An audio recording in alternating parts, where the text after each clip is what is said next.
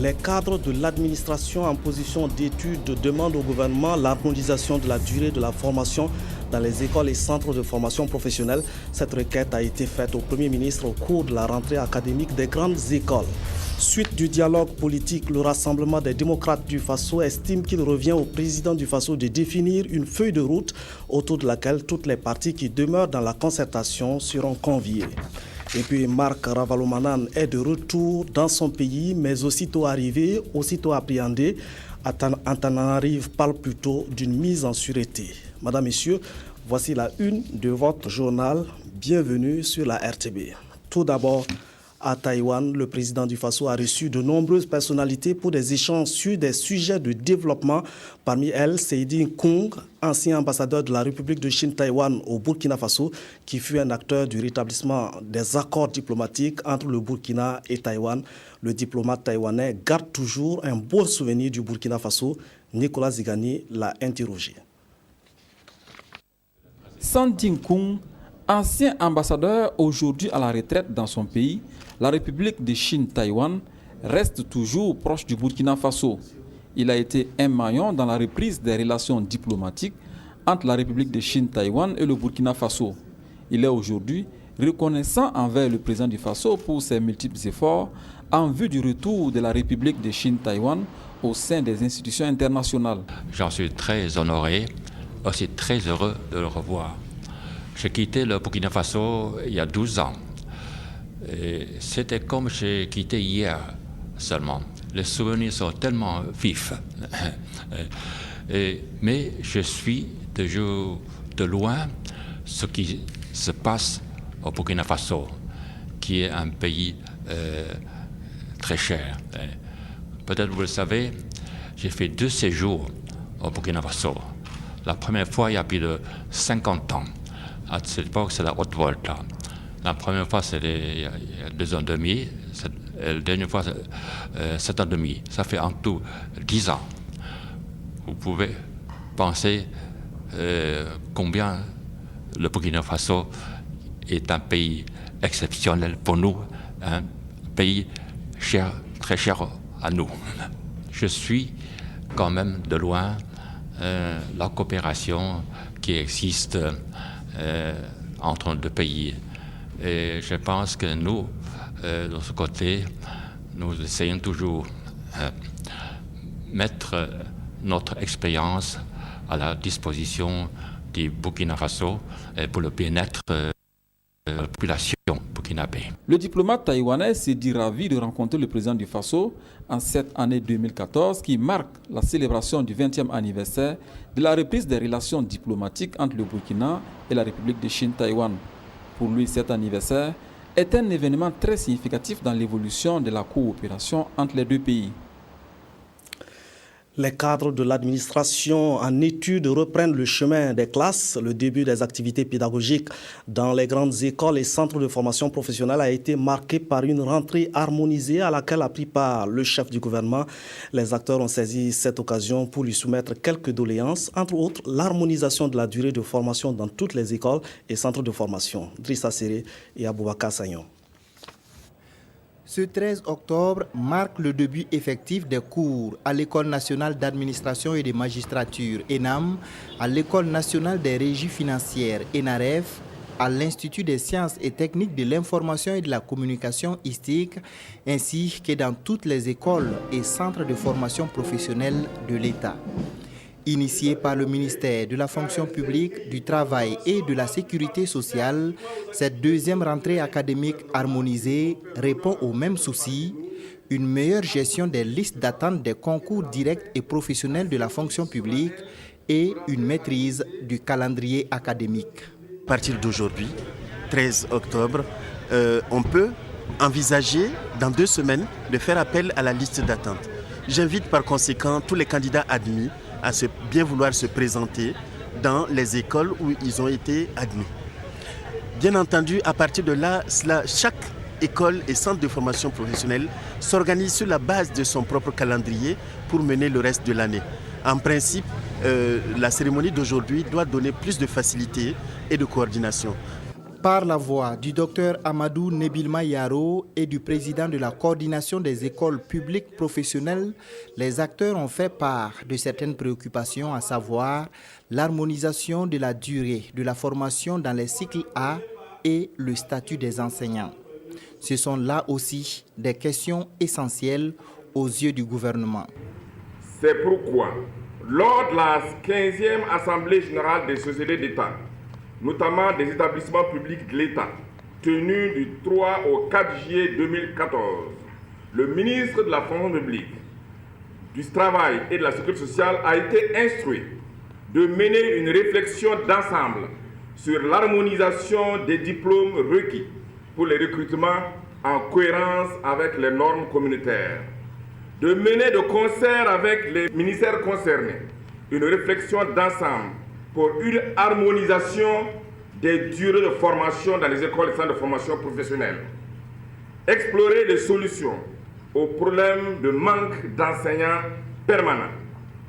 Monsieur le ministre, je ne doute pas qu'en collaboration avec tous les autres acteurs concernés, vous me soumettrez très bientôt une évaluation de ces questions, puisque je me rends compte ce matin qu'une fois de plus, la question de l'harmonisation de la durée de la formation a été posée. Donc j'attends donc qu'on me soumette des propositions afin que nous puissions prendre rapidement les décisions qui s'imposent dans l'intérêt bien sûr de la nation, mais bien sûr et surtout dans l'intérêt des stagiaires, pour plus de justice et d'équité. Pour conforter le souhait de la coordination, le chef du gouvernement s'est montré favorable à l'organisation d'un salon en décembre et l'institutionnalisation d'un tournoi olympique des écoles et centres de formation professionnelle. Le Rassemblement des démocrates du Faso donne sa lecture de la suite du dialogue politique initié par le chef de l'État. Un dialogue qui se voulait inclusif mais qui a tourné finalement court. Le RDF de Salvador Maurice Yamugo estime qu'il appartient au chef de l'État de définir une feuille de route autour de laquelle les partis qui demeurent toujours dans la concertation seront conviés. Adama Koulibaly. Le président du RDF, Rassemblement des démocrates du Faso, face aux journalistes, s'est surtout appesanti sur la situation nationale marquée par l'échec du dialogue politique. Pour lui, il faut l'implication du chef de l'État à travers la définition d'une feuille de route. La seule question qui vaille n'est pas tant celle de savoir qui est responsable de cet échec que de décider de sortir le pays de l'impasse. Il appartient plus que jamais au premier magistrat de définir une feuille de route. La définition de cette feuille de route pourrait découler d'un dialogue à minima poursuivi avec ceux qui demeurent partisans de la concertation. Sa mise en œuvre inclusive pouvant déboucher sur la convocation ou pas du référendum. Pour cette rentrée politique, la situation sous-régionale et celle internationale ont aussi été évoquées. Le président du RDF a salué la 4e session du TAC, le traité d'amitié et de coopération entre le Burkina Faso et la Côte d'Ivoire, non sans faire cas de la situation politique au sein du RHGP. Il a aussi rappelé la psychose créée par la fièvre à virus Ebola, qui pour le moment a épargné le Burkina Faso, mais reste une dangereuse menace. Le musicien Bamos Théo propose de réunir acteurs politiques et sociétés civiles en un même lieu pour parler de paix. L'événement est fixé pour le 27 novembre au cours d'une nuit baptisée Nuit de la paix. Claudine Bikaba. C'est suite à une formation sur le civisme dont la réflexion était axée sur le rôle de l'artiste dans la paix qu'est née l'idée d'une Nuit de la paix selon le promoteur. Bargapusco Productions organise donc cette première édition et ils ont convoqué la presse pour échanger sur cette nuit qui est prévue pour se tenir le 27 novembre prochain. Que ceux qui sont au pouvoir et ceux qui cherchent le pouvoir, il y a des choses, ils n'arrivent pas à s'entendre. Et vous êtes d'accord avec moi que c'est les mêmes guéguerres ailleurs qui ont été la cause qui a précipité plusieurs milliers de personnes sous la terre. Et que même après tous ces morts-là, ces mêmes gens qui étaient dans la guerre sont devenus des bons amis. Je prends l'exemple de la Côte d'Ivoire, où il y avait Alassane Ouattara et puis Bédié, il y avait la guerre, mais aujourd'hui ils sont devenus de très bons amis. Donc c'est-à-dire que c'est les mêmes guerres ici, parce que souvent on pense que ça arrive qu'aux autres. Pour moi, le rôle de l'artiste, ce n'est pas de mettre l'huile dans le feu, c'est de chercher, c'est pas de chercher à donner qui a raison, qui a tort, non. C'est de dire à ces gens-là de s'asseoir et trouver des solutions. Le promoteur explique le concept de la nuit de la paix et tout ce qui est prévu pour l'agrémenter dans le but d'atteindre l'objectif final. En 2h30, tous les Burkina Faso, en 2h30, à écouter des messages de paix. Et nous allons inviter les politiciens à venir s'asseoir dans la salle et à écouter des messages de paix. Et je crois qu'à l'issue de la nuit de la paix, ça peut influencer dans les décisions des politiciens. Un trophée sera remis à chaque personnalité ou structure qui aura concouru à faire la promotion de la paix de manière neutre. Et un comité mis en place est chargé de choisir ces personnes qui seront honorées au cours de cette nuit. Une nuit à laquelle sera convoqués les acteurs politiques du pays de tous bords, nous a rassuré le promoteur qui entend par là réussir l'événement et surtout faire réfléchir plus d'un afin que la paix recherchée tant par tous soit une réalité au pays des hommes intègres. Dans la Nyanya, les jeunes se dressent contre l'incivisme et contre l'insécurité qui règne dans la région et sont engagés dans le cadre de la police de proximité et le comité ad hoc qui les mobilise lance une campagne de sensibilisation qui va sillonner 7 communes de la Nyanya. Reportage Mamadou Ba. L'insécurité dans la province de la Nyanya, selon son premier responsable, va des braquages sur les différents axes routiers aux intrusions dans les domiciles. Toute chose qui amène parfois certains fonctionnaires à déserter leur résidence de peur d'être agressés. Face à ce fléau vécu comme une menace permanente, la jeunesse de la Nyanya s'engage pour la promotion du civisme et la lutte contre l'insécurité dans cette partie du Burkina. La présente cérémonie, placée sous le parrainage du ministre de l'Administration territoriale et de la Sécurité, représenté par le gouverneur de la région de l'Est, marque le top de départ d'une série d'activités de sensibilisation durant un mois dans les 7 communes que compte la Nyanya. Il s'agit effectivement de théâtres forums qui seront animés et les populations pourront vivre de façon comique les lamentables réalités liées à l'insécurité et à l'incivisme dans notre province. Et on a également des émissions radiophoniques. Là, nous allons effectivement peindre le triste tableau de l'insécurité et de l'incivisme au sein de notre province. L'insécurité, aujourd'hui, est en passe de créer véritablement une psychose. Je mesure bien mes mots, une psychose au sein des populations, ce qui n'est pas une bonne chose pour nous. Il faut qu'ils arrivent, n'est-ce pas, à opérer un changement de comportement au niveau de la population afin que celle-ci travaille en tandem avec les forces de sécurité pour aboutir à faire baisser de façon tendancielle l'insécurité. C'est ce que nous attendons d'eux. Les différents intervenants qui se sont succédés à la tribune ont tous salué l'initiative de la jeunesse de la Nyanya qui vise à prévenir l'insécurité et à éveiller les consciences des populations qui n'aspirent qu'à la paix.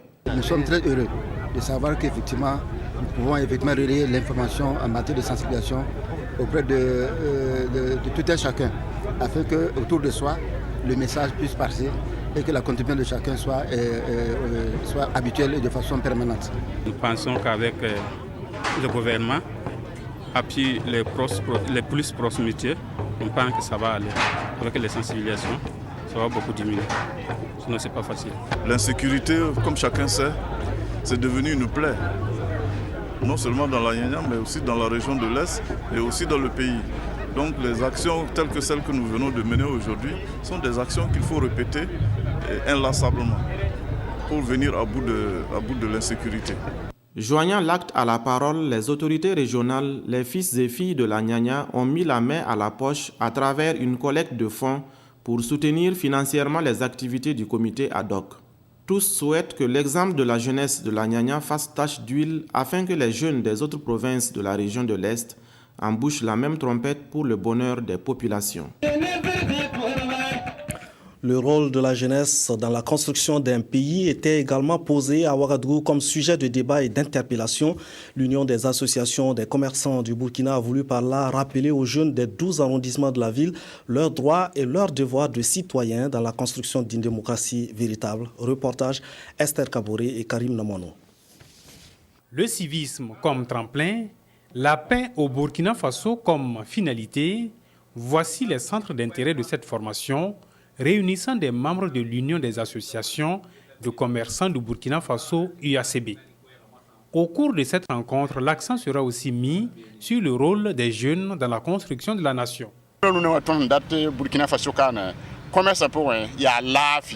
Cette formation permettra d'instaurer la paix, la solidarité et l'entente dans le commerce.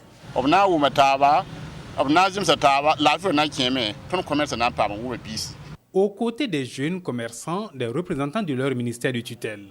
Ensemble, ils veulent cultiver les valeurs de bons citoyens dévoués à la cause de la nation. Le thème, il est simple, c'est le civisme. Et à l'intérieur du civisme, il y a ce qu'on appelle la citoyenneté, il y a le patriotisme. Voilà. Il y a aussi le civisme, il y a plusieurs composantes. En ce qui concerne les commerçants, je pense qu'il y a le civisme fiscal, voilà, que nous allons un peu développer. Cette rencontre, 4e du genre, intervient depuis la crise de 2011. Les commerçants en gardent toujours de mauvais souvenirs et cette formation prône la paix, comme pour dire plus jamais ça au Burkina Faso. Un autre fléau qui mobilise les politiques et la société civile, c'est le mariage précoce des jeunes filles scolarisées. Il a des effets néfastes sur le développement intégral de la jeune fille. Contre ce fléau, il faut donc agir. À l'occasion de la Journée internationale de la jeune fille, les acteurs se sont concertés sur les actions concrètes et pertinentes de lutte contre ce mal. C'est 12 ans. Une forte mobilisation à la place du gouvernorat du Centre-Nord ce 11 octobre à l'occasion de la commémoration de la Journée internationale de la jeune fille. Une journée qui se veut d'un moment de réflexion sur la reconnaissance des droits fondamentaux des filles et des difficultés auxquelles celles-ci sont confrontées. C'est pourquoi cette célébration, 2e du genre au Burkina Faso, est placée sous le thème « Mariage précoce des filles scolarisées, proposition d'action concrète de lutte ».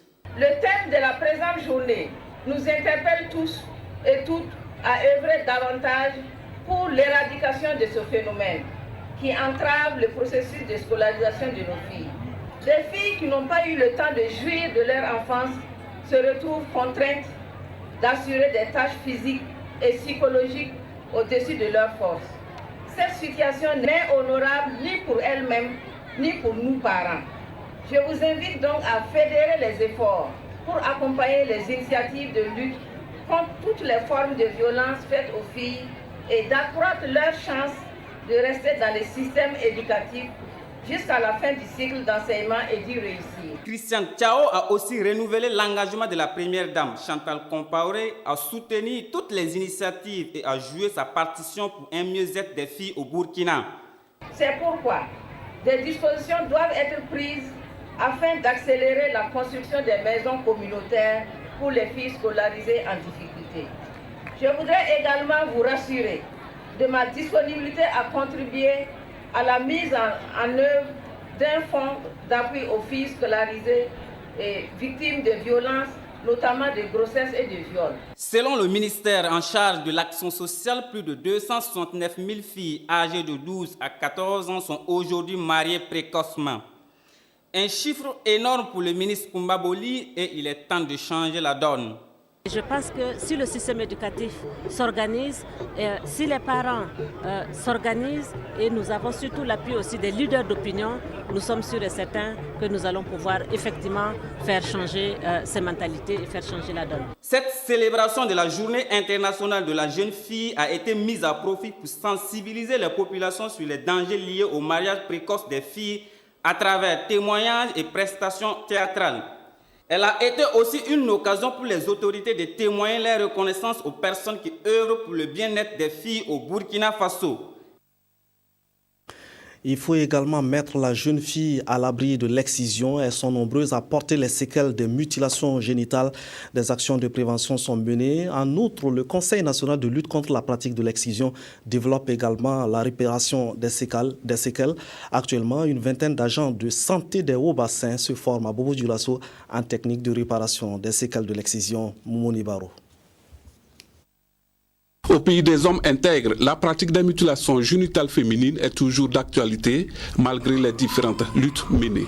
Et selon l'Organisation mondiale de la santé, environ 60% des femmes excisées sont exposées à des complications et plusieurs d'entre elles portent des séquelles de cette pratique ancestrale. Pour redonner donc du sourire aux victimes, la réparation des séquelles de l'excision est plus que jamais nécessaire. Et un homme avisé, le professeur Akochonga, précurseur de cette technique de réparation au Burkina Faso, est là pour partager son expérience avec une vingtaine d'agents de santé en fonction dans les formations sanitaires au niveau de la région des Hauts-Bassins. Quand les femmes sont excisées, il arrive que au niveau de la cicatrice, il y ait des complications telles que la coalescence des lèvres, c'est-à-dire l'accollement des lèvres, ou alors des kéloïdes, ou encore la formation de kystes qui sont une collection de liquide sous la peau après l'excision. Alors la réparation consiste à lever ces obstacles-là, c'est-à-dire à enlever les kéloïdes, à enlever les kystes ou encore à ouvrir l'orifice vaginal qui est obstrué par la mauvaise cicatrisation. La prise en charge des séquelles de l'excision est l'une des stratégies adoptées par le Conseil national de lutte contre la pratique de l'excision. Ces formations seront accompagnées de séances de sensibilisation à travers toutes les directions provinciales de l'action sociale et de la solidarité nationale pour permettre aux femmes qui sont porteuses donc de ces séquelles de se faire dépister et par conséquent donc de se faire réparer. Et c'est pour ça que nous faisons d'abord la formation donc des agents, parce que après la sensibilisation, s'il y a des femmes éventuellement qui sont porteuses donc de ces séquelles-là, il faut bien qu'elles puissent se faire réparer. Au cours de l'année 2013, 3094 femmes ont été prises en charge pour réparer les séquelles de l'excision et 88 victimes de fistules obstétricales. Et le Conseil national de lutte contre l'excision entend multiplier les sensibilisations dans les 13 régions du pays pour que le maximum de victimes puissent bénéficier un jour de cette politique de la protection de la femme et de l'enfant. L'Union nationale des producteurs d'anacarde du Burkina Faso se donne les moyens d'accroître la production d'anacarde et de rendre la filière encore plus compétitive sur les marchés sous-régionaux et internationaux. L'Union vient de se doter pour cela d'un plan d'action triennal. Reportage Awa Ouedraogo. Présentation du rapport d'activité de 2013, amendement et adoption du plan d'action triennal sont les points à l'ordre du jour de cette première assemblée générale de l'Union nationale des producteurs d'anacarde du Burkina Faso. Son plan d'action va s'articuler autour du renforcement des capacités techniques, organisationnelles et structurelles. Notre vision, c'est de faire de l'anacarde l'un des premiers produits d'exportation agricole au Burkina Faso. Le Burkina est environ au 5e ou 6e rang des producteurs d'anacarde dans la sous-région, contrairement à la Côte d'Ivoire qui est au premier rang. Donc nous souhaitons arriver ne serait-ce qu'au 2e ou au 3e au niveau sous-régional, en termes de quantité et en termes de qualité de noix de cajou produites. La filière anacarde a été identifiée comme une filière porteuse. Donc c'est une filière que le ministère s'est engagé à promouvoir et à accompagner ses acteurs. Pour faire fonctionner cette union nationale, il faut un plan d'action. Donc c'est pour cela que le ministère de l'Agriculture est présent, essentiellement pour les accompagner. La production annuelle est estimée à 35 000 tonnes. Améliorer l'environnement politique et économique afin de conquérir les marchés sous-régionaux, internationaux reste aussi un défi. La vente est faite individuellement. Donc, le premier objectif, c'est de pouvoir organiser la vente groupée, discuter avec les partenaires commerciaux et les transformateurs. Et au jour d'aujourd'hui, on est en train de parler de la mise en place d'un cadre de concertation entre ces trois maillons qui sont vraiment très importants pour nous, qui va permettre aux producteurs vraiment de gagner un peu plus dans la filière. L'Union nationale des producteurs d'anacarde du Burkina a été mise en place en 2013. Elle regroupe 4 régions de grande production, les Hauts-Bassins, les Cascades, le Sud-Ouest et le Centre-Ouest. À Bobo-Dioulasso, l'association des aveugles et malvoyants forme ses enseignants en écriture braille, une activité qui s'inscrit dans sa démarche d'amélioration des résultats scolaires. Les bons points de l'année dernière confortent justement l'association dans sa démarche. Reportage de Bobo-Dioulasso, Kadou Romenki. L'écriture braille. C'est un ensemble de points dont chaque configuration correspond à une lettre bien définie de l'alphabet français. Cette transcription est enseignée ici à ces enseignants qui auront la charge d'encadrer les enfants à handicap visuel dans les écoles dites inclusives. C'est axé sur la prise en charge de l'enfant sur la situation de handicap visuel en classe, les approches pédagogiques, comment apprendre l'enfant à calculer, à faire la géométrie, voilà. Et comment il y a la suite de transition qui est là, comment transcrire les devoirs des enfants, comment décoder. Ces sessions de formation se déroulent ici depuis le 15 septembre et cela pour 2 semaines. Question de préparer la rentrée scolaire 2014-2015. Nous allons présenter cette rentrée 5 candidats au BPC pour les résultats scolaires de l'année passée. Au niveau primaire, nous avons présenté 7 candidats au CP. Heureusement, ils ont tous été admis.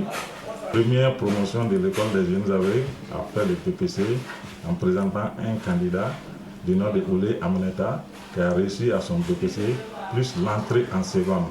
Des succès qui ont certainement positivé le regard que l'on a des personnes handicapées. Et cette année, l'école des jeunes aveugles de Bobo-Dioulasso note une forte demande d'inscription. Nous avons la liste d'attente de ces enfants au nombre d'une vingtaine qui ne pourront pas réellement venir parce qu'il y a un problème de famille d'accueil. Il faut que nous cherchions des familles d'accueil. Ces enfants sont obligés d'attendre. Et des attentes, les responsables des écoles spécialisées en ont aussi, surtout à l'endroit des autorités locales. Nous vivons dans un milieu spécialisé, dans un milieu d'inclusion. Et le fait que nous sommes dans une commune et la commune doit avoir un droit de regard. Je dis bien un droit de regard par rapport à ce type d'handicap que nous sommes en train de vouloir amener à sortir un peu de leur état de liturgie, de leur état de détresse, de leur état de tristesse, afin qu'ils soient heureux aussi dans la vie. Que vraiment nous soyons aussi associés au niveau des prix de l'excellence. Très souvent nous faisons un bon résultat. L'année dernière on a eu plus de 87%. Environ 87% au niveau du résultat du CEP. Mais les enseignants n'ont pas été encouragés par les autorités. La situation des personnes handicapées n'est plus alarmante de nos jours. Outre l'éducation scolaire, beaucoup d'entre eux sont formés à divers métiers. Toutes choses qui leur évitent de vivre aux dépens des autres et mieux, ils apportent leur pierre à l'édifice national. Les Lions du Burkina ont fait parler leur cœur dans le cadre de la journée du lionisme à la place de la nation. Ils ont exposé d'importants dons mobilisés au profit des plus démunis et des plus vulnérables. Aïssata Zungrana et Bouma Ernest Nebié étaient témoins de cette générosité. C'est une journée qui a toujours donné lieu à des remises de dons aux couches défavorisées, selon Djeneba Diallo, présidente de la région 14 du Lions Club. Cette année, ce sont les structures de prise en charge des femmes et des enfants vulnérables qui bénéficient du geste de Lions Club. Un geste qui répond au thème de la présente édition, sentiment de fierté et l'appui aux femmes en difficulté. C'est une journée où par excellence, il faut que nous fassions des dons. C'est notre raison d'être. Chaque lion, ce jour-là, fait un effort pour donner quelque chose pour quelqu'un d'autre. C'est la devise de notre fondateur. D'une valeur de 10 millions de francs CFA, ce geste est composé entre autres de vivres, de vêtements et des produits pharmaceutiques. Il va, selon le représentant du ministre de l'Action sociale et de la solidarité nationale, aider le gouvernement dans la prise en charge des personnes vulnérables au Burkina Faso. Ça vient en appui à ce que l'État fait. Et de toute façon, comme vous le savez, l'État ne peut pas tout faire. Il faut forcément qu'il y ait la société civile appuie l'État dans certains domaines. Et nous sommes vraiment tout à fait heureux de savoir que vraiment Lions Club est totalement engagé du côté de l'aide, de l'appui aux personnes défavorisées et aux personnes nécessiteuses. Pour la remise de ces vivres et matériels, Lions Club envisage faire le tour des structures de prise en charge des personnes vulnérables. Les écoles primaires A, B et C Nelson Mandela de Pissi ont reçu ce week-end la visite de l'association Vinem Puiré, une association engagée en faveur d'une éducation de qualité. L'acte du jour, c'était la remise de kits scolaires au profit de 60 enfants orphelins et vulnérables de l'établissement. Il y avait aussi du détergent, des lave-mains et des poubelles pour l'école. Hervé Kaboré.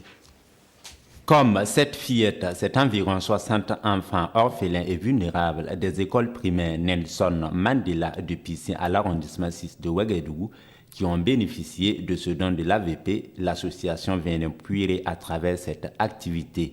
Composée de kits scolaires, de détergents, de lave-mains et de poubelles d'une valeur totale d'environ 2 millions de francs CFA, ce geste vise à offrir de meilleures conditions d'apprentissage aux écoliers. Le président sud-africain disait, Nelson Mandela, que l'éducation est l'arme la plus puissante pour changer le monde. Ça veut dire quoi? Une fois que l'enfant est bien éduqué, nous pensons que à la longue, tout sera facile. Plus on comprend, plus tout devient facile. Les autorités communales présentes à cette activité qui a sa 3e édition ont vivement félicité l'association Vinem Puiré pour ce geste qui constitue un soutien de taille dans leurs efforts pour une éducation de qualité.